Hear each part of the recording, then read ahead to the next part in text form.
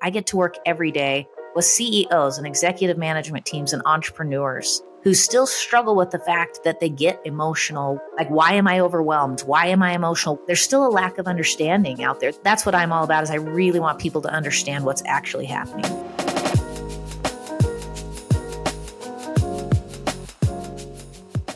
Today, I'm speaking with Natalyn Lewis. She goes by Natty. She is the principal at ascendeq, which focuses on emotional wellness for business professionals.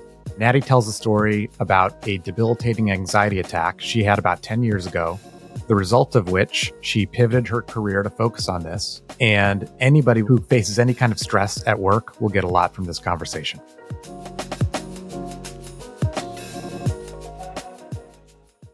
Hi, Natty. How are you? Good to see you today. I'm doing so well. Thank you, John. Thanks for having me on today. You got it. So I want to just get started. You have been really open about an anxiety attack that you had 10 years ago or so that prompted you. It really seems like it was a watershed moment in your work life, in your career, in your life, caused you to study anxiety, try to understand it, and ultimately leading you to research and focus your career on emotional intelligence. Before we get into what you do now, can you sort of take us back to that time and describe what happened and why this was so impactful for you? Yeah, absolutely. I had been in a corporate career for 12 years up to that point and had left corporate America and had started 3 of my own companies. I'd been a collegiate athlete and basically just had lived my life in this world of high achievement. And I found myself pregnant, and I ended up on bed rest at 6 weeks into my pregnancy. I was dilated to a 3. So anybody who knows pregnancy knows this is not okay. And I ended up on an almost 8-month bed rest. Wow. And when I came off of that bed rest, I didn't know who I was. My body was not the same. My life was not the same. I went from being this person who was engaged and high achieving to not knowing like what to do with myself and what to do with my day. And I started to feel a tremendous amount of high pressure in my chest. I would go through moments throughout the day where I thought I was having a heart attack. And one morning, like, it just got worse and worse and worse. And I just continued to ignore it. I thought it was all just stimulating from just the health battle I had been facing in my pregnancy. And one morning I was in my closet and I got hit so hard. I thought I was having a heart attack, but then I couldn't breathe. And then all of a sudden my arms and my legs went numb and I was curled up in the fetal position, unable to move my arms and my legs. And I was petrified. I was humiliated. I didn't understand what was happening to me.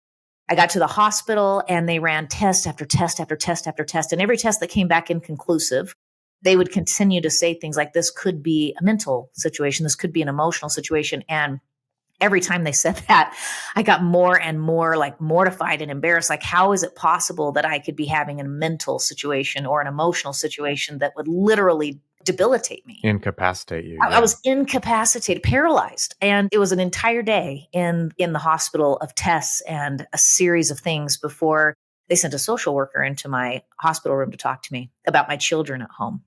And something happened. Something happened when this woman walked in and started talking to me about my ability to be a mother.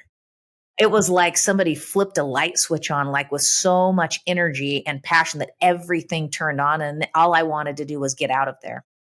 And I was mad at my husband for texting family members and telling them I was in the hospital because now I had to tell them, and I didn't want to tell anybody. No one was to know that I was in the hospital because I was having an anxiety attack or a mental breakdown or whatever people were going to call it. And the fear of what someone might think of me because I didn't have my stuff together, and that's not who I am. I'm a collegiate athlete. I'm a business owner. I have my crap together, and that got rattled hard. And it was this moment, though, that when I was in that room and that social worker walked in and questioned my capacity to care for my children, when I felt something very physical and very mental, like a literal light switch flipping on, it was that I couldn't stop thinking about. I couldn't stop thinking about, how did that work? How did I go from literally, I knew I was incapable of moving my arms and my legs. I was doing everything in my power to move those things. How did I go from that to fully functional in a second? And I couldn't stop thinking about it. And it led me to study it. One of the hardest parts to hear when you're relaying that story, because obviously a very painful one, is that you felt embarrassed. And Mhm. we're not embarrassed if we catch a cold, or we're not Right. embarrassed if we get the flu or whatever. Mhm. And I think this is changing, but there is some perceived or concern about having some type of mental or anxiety challenge. And what's my daughter, she just started high school. She's wore a sweatshirt this week that said mental health matters. And I was thinking to myself, like, I think when I was going to school, I wouldn't have worn something like that. No, well, we wouldn't even have thought to wear it, right? Yeah. Because mental health wasn't something that was discussed. Yeah, and I do agree with you. I think it's changing. I think it's still an evolutionary process in the business world, though. I'll tell you, I get to work every day with CEOs and executive management teams and entrepreneurs who still struggle with the fact that they get emotional when, like, why am I overwhelmed? Why am I emotional? Why do I feel all of the stress? What is happening to me physiologically when I'm in these high pressure moments? And I think there's still a lack of understanding out there. There's a little bit more tolerance and a little bit more acceptance, and there's still a big chunk of ignorance. And that's what I'm all about. Is I really want people to understand what's actually happening. You talk with CEOs and they're some of your clients. Like, I wonder how much. I have a friend who's a CEO, and he says, it can be a little bit of a lonely job, Oh, because everybody, quote unquote, mhm. is reporting up to you, so you don't necessarily have that support system. Is that part of what leads to anxiety, that feeling? I think part of it is loneliness. It is definitely lonely at the top, but I really think the big piece of that loneliness that leads to it is, where do they share their thoughts? Where do they share their concerns? I mean, if you really think about the root of identity or the root of anxiety, you can kind of take on a concept and think, very often it starts with a singular thought, like, our numbers are down, revenue is down. And they're like, why is revenue down? Is marketing doing their job? Is production doing their job? Is profits coming in okay? What's happening in the marketplace? How is this election going to affect our revenue numbers? What if our revenue numbers don't climb back up? Am I going to have to do layoffs? If I have layoffs, what's going to happen to the people? And if the people have things happen to them, that's on me. And if someone's life is, oh my gosh, what about so and so? She's pregnant right now. What about so and so? His dad's in the hospital right now. I can't lay these people off. And what happens is, it's the swirl of thought that started with one thought. Hmm. Well, other people in the organization very often have somebody to bounce that off of. And CEOs and leaders of spaces tend to keep that internal.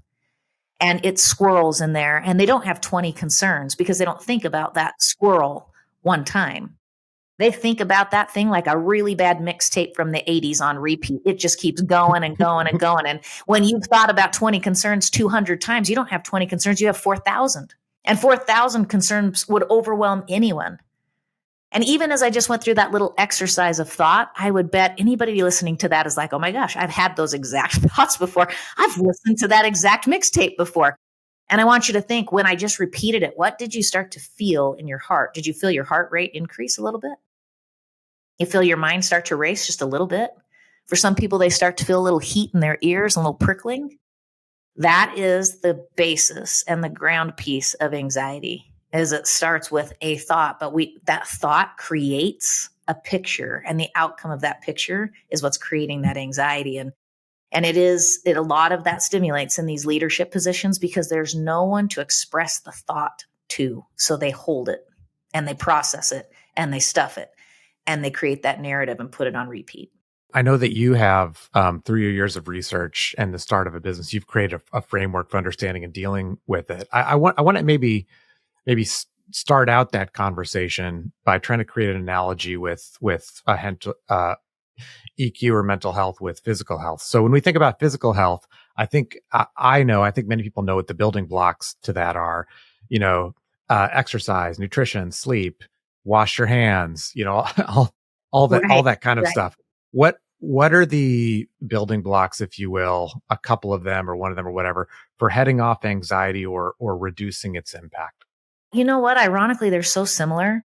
I think this is one of the fallacies that we have, is that there's mental health and there's physical health, and the best way to actually have emotional and mental health is to treat it physically. Our Hmm. body is having a very physical experience because of the emotions, and when we'll actually engage with it physically, It's so much better. With each one of my clients, they will notice notably different anxiety levels if they wake up on time and on purpose in the morning, if they start their day with a little bit of movement, a little bit of sunlight, and some electrolytes.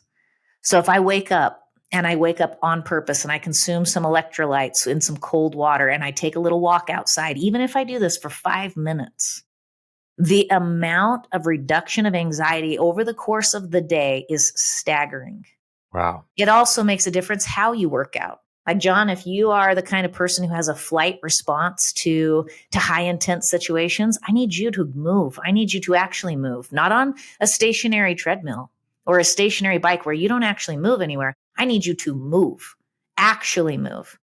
And if you're somebody who has a natural fight response to anxiety or high stress situations, I need you to have an intense release of energy. So you'll have people who are naturally flight doing HIIT workouts, people who are naturally fight doing a walk in the morning. And they're like, I don't know what it is. I'm moving in the morning, but it's not helping. And it's because they're not honoring their body's voice for anxiety. It's interesting you say that. This year, for the first time ever, I just thinking of something new to do at the beginning of the year, and I joined a boxing gym. Mm-hmm. And I'd never done martial arts. I'd never done a sport where you're like striking something. Right. And the kind of the release I get from punching the bag, it just makes me feel so good. Yeah. I'm kind of trying to think about in the lens of what you described. Yeah. You may be a natural fight response to a circumstance. Yeah. That's really interesting.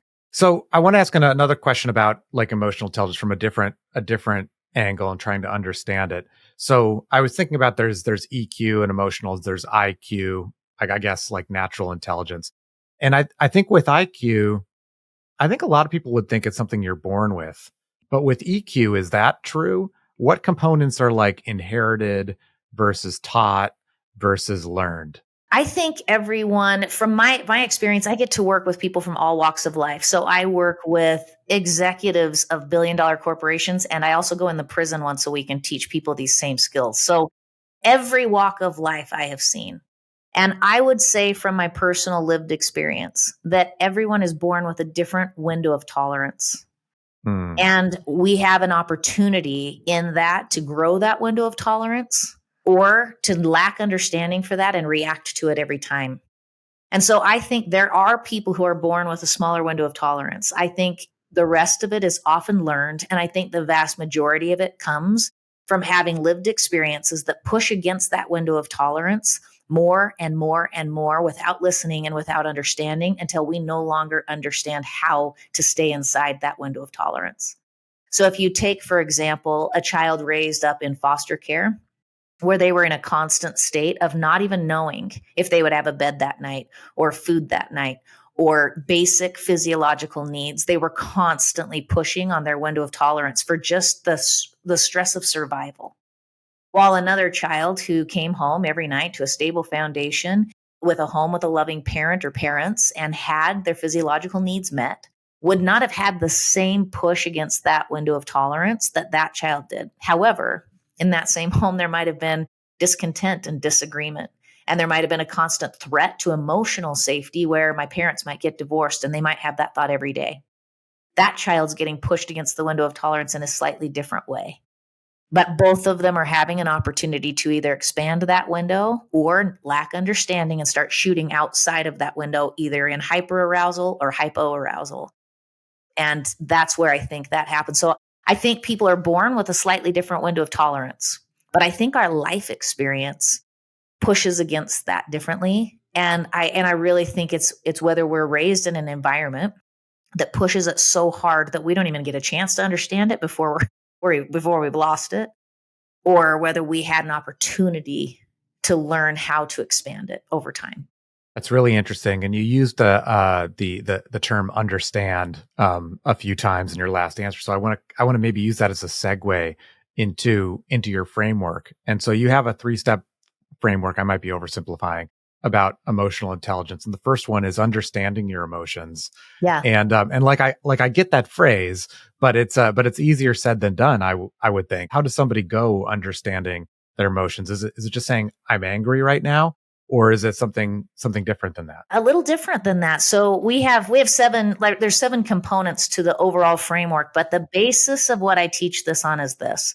Most people look at emotions as the end result or the behavior. I get phone calls and they're like, I need to work with you because I keep losing my temper, or because I have so much stress at work that I'm taking it out on my family and my relationships are suffering from my stress at work. So it's the behavior of losing the temper or the behavior of lack of control of the emotion that they want to address. And my thing with them is, guys, we cannot come at this from a space of behavior because we won't be able to actually change anything. We have to actually start with a base level of understanding. If you understand what's actually happening, you'll shift the belief of what is really going on with you, and we will adjust a different behavior that will actually solve the problem.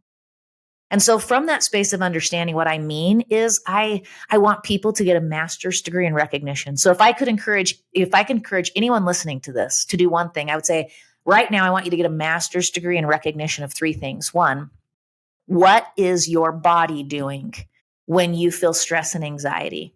It starts at the toes. Are your feet getting itchy or numb? Are your legs wanting to move? In your stomach, do you feel like hamsters just got released in there? Or you've been riding an elevator all day long, or it hurts? Does your heart race, or does it constrict? Or do you feel like somebody just put a weight on it? Do you clench your jaw? Does your throat feel tight? Do your shoulders start to pinch up and it actually pinches right here?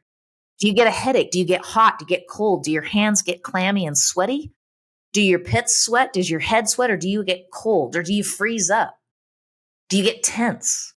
If you will, number one, get a master's degree in recognition, stop being afraid of the physiology and start looking at it, leaning into it. What actually do I feel physically? If you'll get a master's degree in that piece of recognition, that is the basis of the framework of understanding, because we have to understand that I am having emotions and thoughts, but my brain and my body are inseparably connected, which means that is going to be a physical experience, not because I'm broken, not because I'm some kind of emotional wuss, not because I can't control my mindset or have a positive mindset, because you are an emotional being having a physical experience. These things are inseparably connected. Don't be afraid of them. Recognize them, because that is your body's natural alarm system going off for your good to tell you that right now, for whatever reason, you don't feel very safe. Maybe you don't feel safe about a big decision you have to make. Maybe you don't feel safe about what's going on at home and you're about to go home and your relationship's been on the rocks for a minute and it feels a little unsafe to go home. Maybe it feels unsafe to have the kind of conversation you have to have with your employees. Maybe it feels unsafe to make the financial decision that's weighing on you.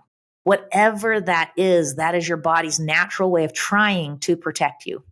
But we don't like it. So we tell our body to shut the heck up. I don't want to listen to that. Turn off. Stop talking to me. I don't want to feel any of that. And if we do that, the brain doesn't know how to do that. So it's just going to get louder. And that alarm system's going to get louder and the physiology is going to get louder. And next thing you know, you're going to go from having a little bit of a speedy heart rate to feeling like you're having a heart attack until you stop long enough to pay attention. So the first step is master's degree in recognition of what's happening physiologically. Second is I would encourage you to recognize what in that physiology do you want to do? Do you want to move? Do you want to hit something? Do you freeze up and then everything's like the lights are on, but no one's home? Do you just start people pleasing? Yep, whatever. Because there's 4 responses: fight, flight, freeze, or fawn. Fight and flight are natural. Freeze and fawn are learned. If you can identify which of those 4 you have a greater tendency to do, everybody will do all 4 at some point in time, but we all come with a natural tendency. I think I understand the fight, flight, and freeze. What's the fourth one? Fawn, which is people pleasing. That means you literally go into a place where it's just like whatever it takes to keep the peace. Like, okay, wait, that's what you want to do. Great. Then that's what we're going to do. So which of those 4 do you have this feeling like you have to do? Like if you're in a space of conflict, if you have a really tough decision in the office, if something's going on in your business and there is conflict, do you feel like you just have to shut off, like you just want to shut the computer and run away? Do you feel like you want to pick up the computer and throw it across the room? Do you feel like you sit at your computer and you can't, it's like, why can't I think of something? Why am I freezing right now? And then you move to your phone and just start scrolling aimlessly? Or do you just start figuring out, what do I have to do to keep the peace? Let's say that I've recognized that my response to stress or anxiety is is freezing. Okay, Yep. I've recognized that. Yep. Are you at the stage then? Well, what's your plan of attack? How do you are you trying to change that, or are you trying to understand it? You just want to understand it right now, and then you lean into the first one. So if your physiology, for example, is that my heart races really fast and I freeze, Mm-hmm. then I would say, okay, so we're going to slow down your heart rate and we're going to unfreeze the body. So we're going to do a couple of breathing exercises that slow the heart rate. And then we are going to literally shake at the end of that breathing exercise. And then after you shake up, I want you to get up and walk. And I want you to move for 90 seconds. Because if we'll shake it off while we're moving, if you're walking and then you just the occasional, like just shake it off while you're walking, it will take a freeze person who couldn't form a sentence 90 seconds ago can walk back to their office, sit back down, and type out the most beautiful communication. Because they didn't lack capacity to communicate. Mm-hmm. They lacked capacity to connect to the communication. Let's say that the freezing happens in a meeting. So it's something where I'm sitting around at a table and I'm freezing. Are you recommending that the person start the breathing exercises then? We teach people how to do what we call boardroom regulation. And so okay, there we go. Like under the table, you start with your toes and you curl them in your own shoes. And then you intentionally flex your calves and now intentionally flex your quads and then intentionally flex your glutes and then flex your abs. No one can see that you're doing this. And I want you to hold that space of tension for 10 seconds. And then I want you to release it on purpose. And then I want you to just roll your feet, shake your feet under the table, and then do it again. We call it under the boardroom table regulation. Nobody knows. If you get hot, I want you to never walk into a boardroom meeting without a cup of ice water or a really cold water bottle that is your constant companion. Because when you feel it coming, I want you to drink the ice water and regulate. And if you really feel it coming, I want you to actually put it in your hand and hold on to it and just sit there and have your hand on your cold water bottle while you're in the meeting. Like these things do unbelievable things to keep what we call our lid down when we recognize the physiology, because what really anxiety is, if you were to look at Dan Siegel's hand model of the brain, is it's our prefrontal cortex where all of our logic and rationality is happening. If we feel anxiety because our emotional alarm is going off in the amygdala, it will literally do what we call flip the lid. It'll disconnect the prefrontal cortex to the brainstem. Oh, wow. So the reason we're sitting there in the boardroom and we're like, why can't I remember what I was going to say here? Why can't I remember what I prepared for this? Because your prefrontal cortex, where all that beautiful wisdom and knowledge and unbelievably wonderful experiences that makes you a brilliant business leader, is not driving the bus right now. It's literally disconnected. Okay, so I'm at the stage where I've got my master's degree or maybe my bachelor's degree at understanding where I am. And then I say, okay, well, I'm in freeze or I'm hot and I've got these tactics I can use in the boardroom or right after. Are there tools that I can have to, I don't know, maybe stop the anxiety from happening or reduce the physical manifestation of that? Oh, absolutely. Because you're in a window of tolerance. And the longer we've gone without doing anything about it, our window of tolerance is shrinking. As we start to exercise tools intentionally with understanding, and we start to actually exercise an understanding here, what's happened over time is your alarm system in your amygdala has gone off and you have ignored it. So it has gotten louder and louder and louder and louder. Well, once you start paying attention and you intentionally shut off the alarm instead of just letting it run over you, it doesn't have to get so loud. You will notice a decrease in the physiology and you will notice an increase in the expansion of your window of tolerance. So if my window of tolerance to actually handle stress increases and the physiological cues coming into me decrease, I can handle substantially more and stay here in this nice whole brain situation. Okay. And it's about active engagement. Does that make sense? Yeah, it does make sense. And so maybe I'll segue the question into, so you've recognized, you have some tools in your tool belt for increasing the window of tolerance. And the goal, I think that you state in your on your website with your business, is transformation. Yes. And I'm curious what causes things to last. We've been talking about physical versus emotional. An analogy might be my son a few months ago got his braces off. That's a transformation. Crooked to straight. but it's not gonna last unless he wears his retainer. Sure. Yep. You know what I mean? That's exactly right. So Yes. what's kind of like is that a fair analogy? Uh-huh. How would you put that into terms for your business? Yeah, absolutely. So it's the third step actually of the master's degree, which is what we call the chain analysis, or going back in your life and starting after we've figured out the physiology and we know what we are and we're kind of regulating into that. We go backwards, and I would say, okay, I want you to go back and not look at what happened in the boardroom. What happened earlier? What happened before you got there? How did your morning go? And I want you to find the links in the chain that are actually building to this, because it's not a singular event. Mm-hmm. And what happens is we go back, we start to find little links in the chain and we get proactive. And so how do we maintain the transformation? Is that we maintain anytime we start to feel that physiology, we act on it faster because we become more aware. But the most important thing is to actually incorporate into your life proactive regulation, we call it, where I wake up and when I go to the gym, I don't just do any kind of workout. I intentionally go box because I know the boxing actually regulates me and lets me live an emotionally founded life where I can handle stress better. We don't presume ever that stress is going to go away. Matter of fact, life has taught us that the stresses that we will experience and the stimulus that we'll experience will increase over time. So I don't want to say, well, you're going to get really good at this and then life's is going to be stress-free. No, life will always throw stress at you. My question is, can you get really, really good at allowing your body to be among the chaos and not consumed by it? Mm-hmm. Can you be really, really good at that? Yes. Yes, you can. You can get so good at that where you can be someone like me who found myself in a closet having a full-on panic attack, being told I would need to be on medication for the rest of my life. I don't take any medication. I am not on any kind of anxiety meds. I don't have anxiety attacks. I don't have panic attacks. I rarely feel anxious at all in my life anymore. And that is not because I did it one time and now I'm this fixed person. It's because I understand that emotions are a part of my life. I understand that the way my body is responding to those is not to damage me, but to help me.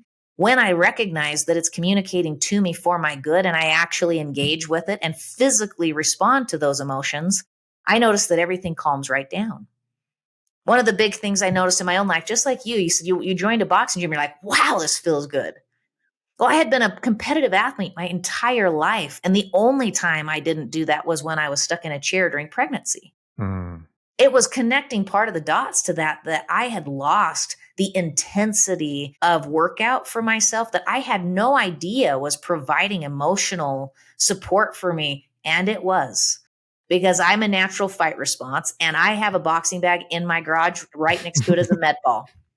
I will hit the bag and chuck the medicine ball for 3 minutes. The really cool part is that when the alarm goes off, it only takes 90 seconds to 3 minutes of intentionally engaging with it to completely turn it off.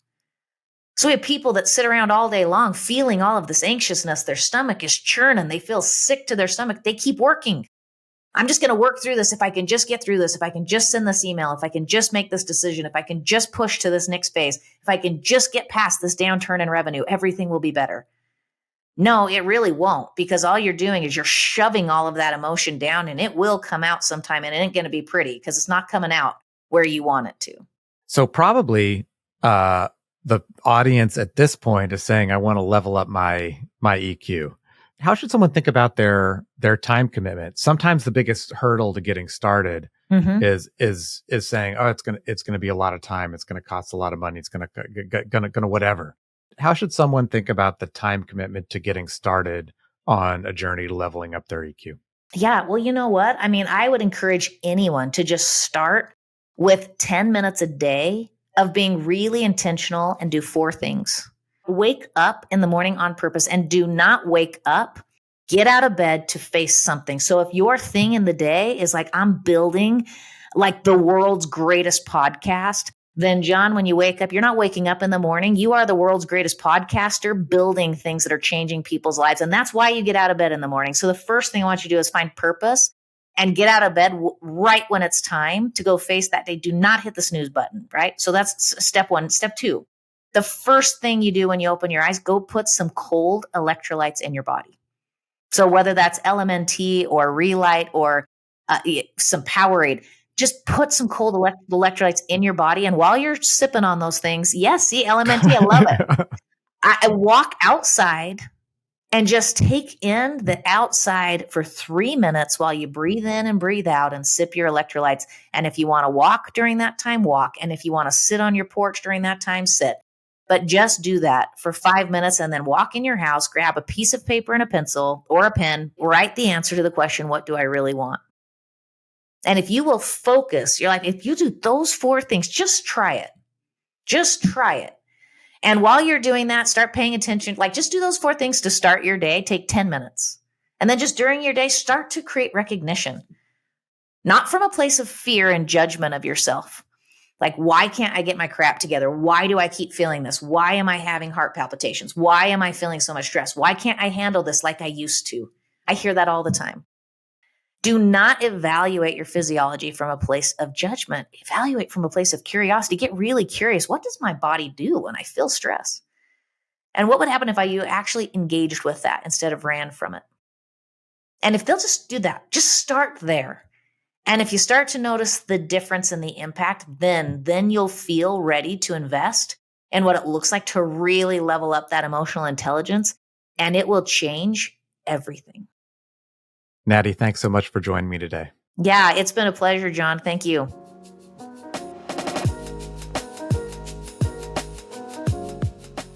Did you know that more than 20 million professionals and business owners visit business.com and Business News Daily? Why? It's the best place for resources, advice, and information about how to grow your business. And if your goal is to reach our audience, you should become one of our lead partners, sponsor a section of the site, or sponsor even this podcast. Reach us at business.com/connect. That's business.com/connect.